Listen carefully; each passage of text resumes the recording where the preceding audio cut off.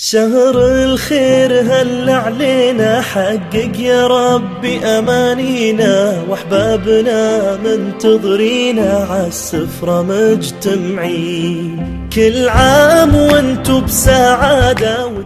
Hi honey and Ramadan Mubarak. My name is Mariam Tayyib Ali bin Tayyib Bajamer, and today we are going to try Tasty's recipe for the perfect cookie. I can say I did tweak it a little bit though. I used brown flour instead of white flour, and I used all brown sugar and molasses instead of white sugar and brown sugar just to make it a bit healthier.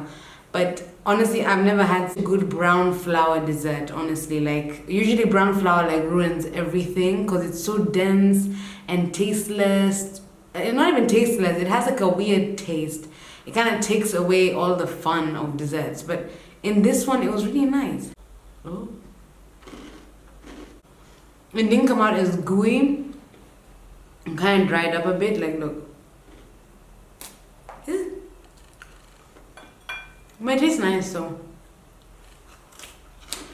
I can't blame the Tasty recipe because I know I changed like some fundamental things. Obviously flour and the type of sugar you use like makes or breaks a recipe. That or not adding butter. I'm gonna blame Tasty for this, but for a healthy, because there's still sugar in it, but for a healthy cookie, like, I don't think this is bad.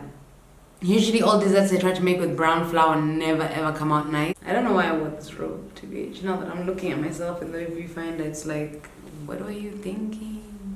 It's like a grandma robe.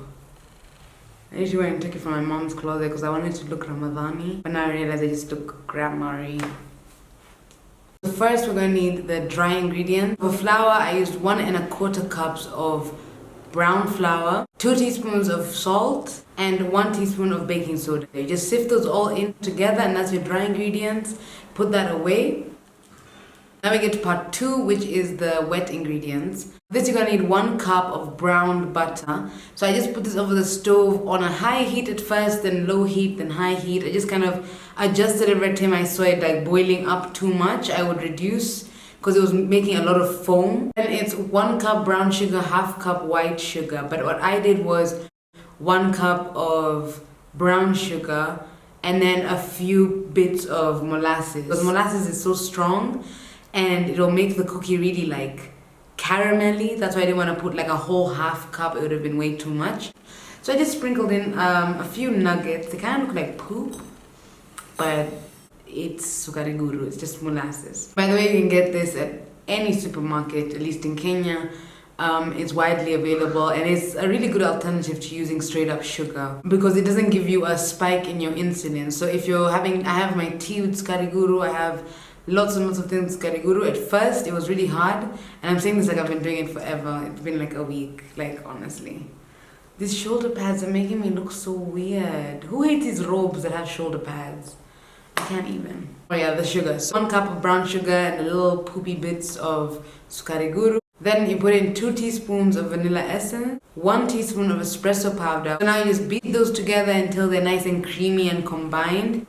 Then you just start putting in the flour bit by bit. So I put it in just 3 folds. Then I add in the chocolate chips and the cut up chocolate. And they make it look so easy in the video to just chop up dark chocolate, but it was really hard. Like, I was like cutting it and whacking it.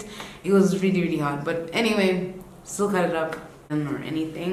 I feel like I look like Hunchback of Notre Dame. Like, because I'm sitting like this. Okay. Posture. With what I usually do with cookie dough is I roll it up into like a long like caterpillar or a log or whatever, and then I slice it up into small pieces, and then those pieces are usually big enough for a cookie because they're spread out, and it's just way easier like that. And the good thing about always making cookie recipes, which is so easy and straightforward, is that you can just take half of it out and then put it in the fridge and then bake the half that you left over. So then the next day or any time in the week when somebody wants cookies, يا ربي أمانينا وأحبابنا منتظرينا عالسفرة مجتمعين، كل عام وانتو بسعادة.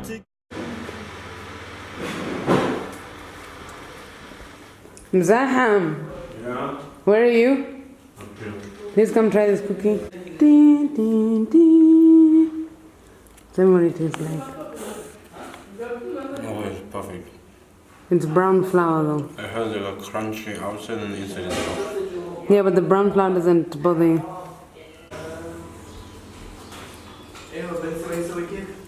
Zaham, what it tastes like? Let's get down.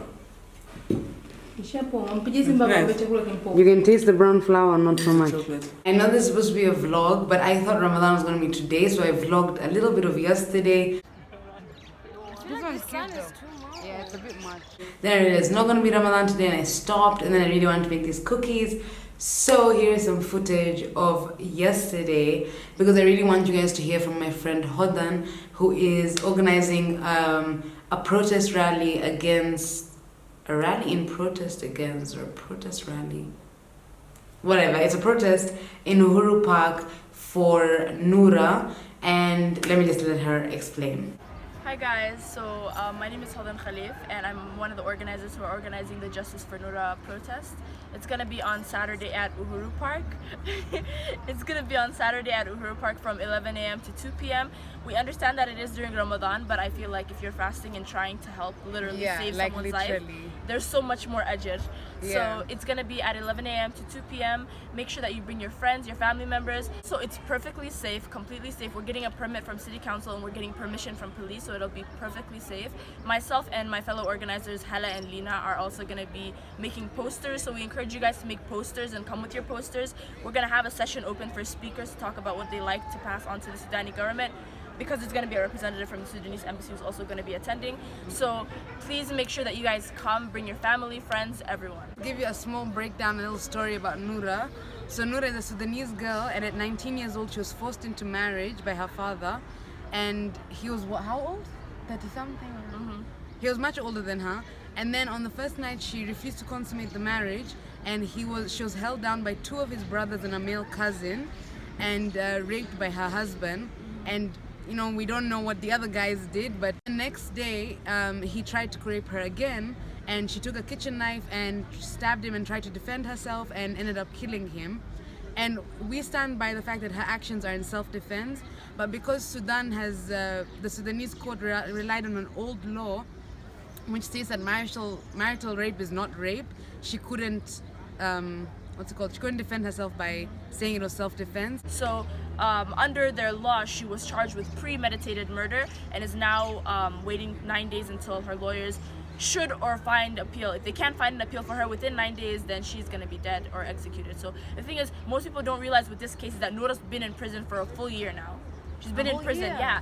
The media are only realizing this because activists based in Sudan, God bless them, are starting to like cause so much uproar on media. They're starting with the hashtag Justice for Noura. Why is no one caring about Muslim faces? The same thing happened to Cyntoia Brown and Kim Kardashian's getting her a lawyer. Why doesn't people care about black Muslim faces? So the thing is, people in Sudan and a lot of journalists are speaking up about it. That's why it's become an international uproar.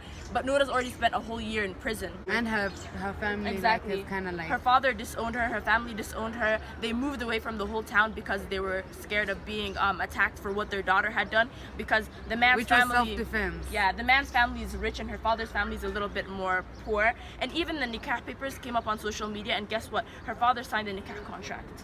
She didn't sign that nikah contract. Yeah, she didn't sign it.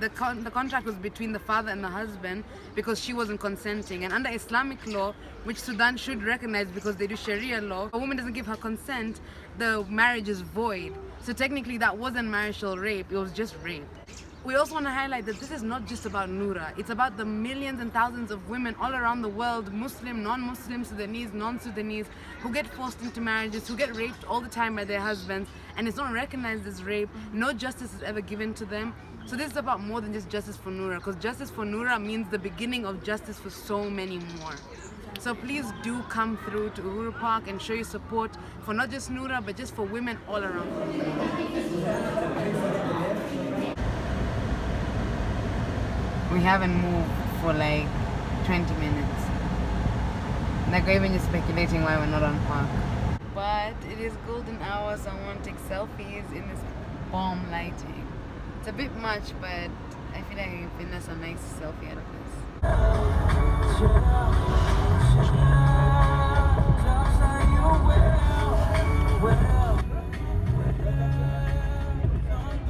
Look at that scenery. How beautiful is Nairobi though?